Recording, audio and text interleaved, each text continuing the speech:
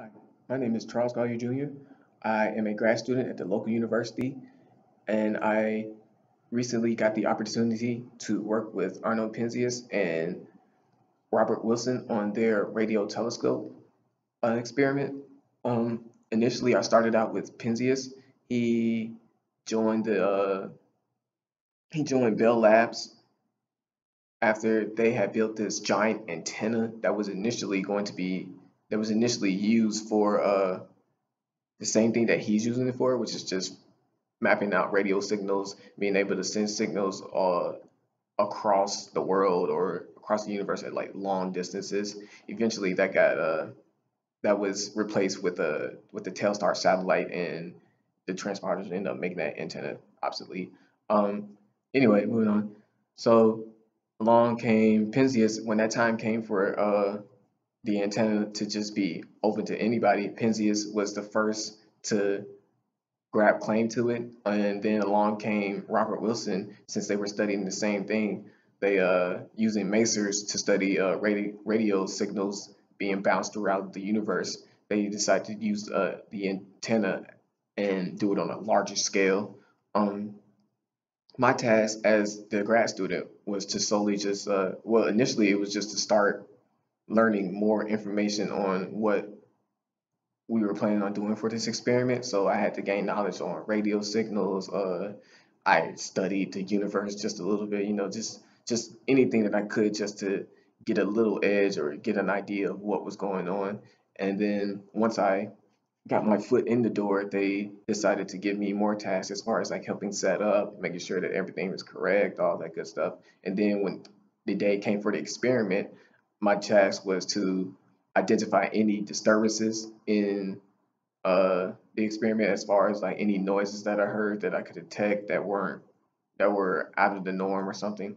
So the day of the experiment came, and I started to hear this low static noise. At first, I was unsure about it, and then I ended up listening like a few more times. We conducted a few more trials, and I ended up hearing it over and over again. And that's when I knew. I said, okay, yeah, it's some type of static noise. So I pointed it out to them, and they began coming up with theories as far as what could be that low static noise that they could get rid of, so that they could actually uh continue and move further on with this experiment.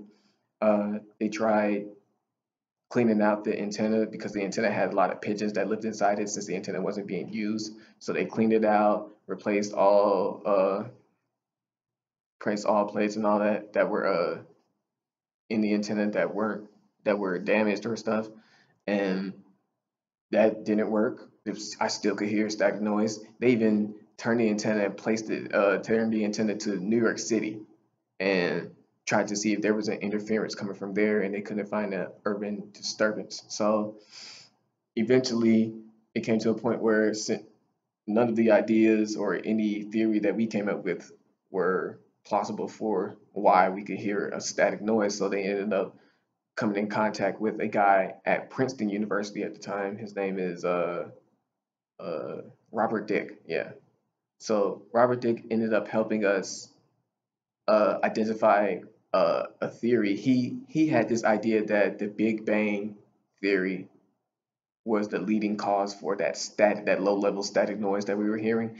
He believed that he believed that the Big Bang caused released some type of low level radiation throughout the universe, and that's what we're hearing right now as far as the static noise is going. And it kind of make and it to me it makes sense, but uh, Dr. Wilson, uh, being a being trained in steady state theory, didn't really sit well with Robert Dick's idea. He didn't believe that the universe had a beginning or an end. That's what the steady state theory is. It's the thought of the universe not having a beginning or end. It's just like there, I guess. So with them two going at it, overall, we ended up asking more professors and more doctors, getting theories from people all over the world, and people eventually came to the idea that that is probably the cause of this was due to the Big Bang Theory. I mean, at the time we weren't when we were conducting this experiment, we weren't getting a lot of attention at first. People thought that it was like a lost cause for some reason. You know, we had a lot of it was a lot of stuff going on at that time as well. You had people receiving like they just found they just found the discovery of antimatter. Then you also had friends from of Penzias and Wilson and Robert Dix. They was it James Watson, Francis Crick, and Maurice Wilkins. They received their Nobel Peace Prize for the structure of DNA. So yeah, it was a pretty hectic time at the beginning of the experiment throughout the experiment. So, but I'm glad that we got through it. Today, I guess uh, people have come to realize that our experiment has actually helped other physicists um, continue their research as far as radio signals go and what they plan on doing, whatever they plan on doing with it, with their research for through the universe. Eventually, they came up with the idea that of combining the Big Bang theory with Edwin Hubble's theory and making it more plausible that the Big Bang theory was actually the main cause for that low level static noise. Uh, so yeah, thank you for your time.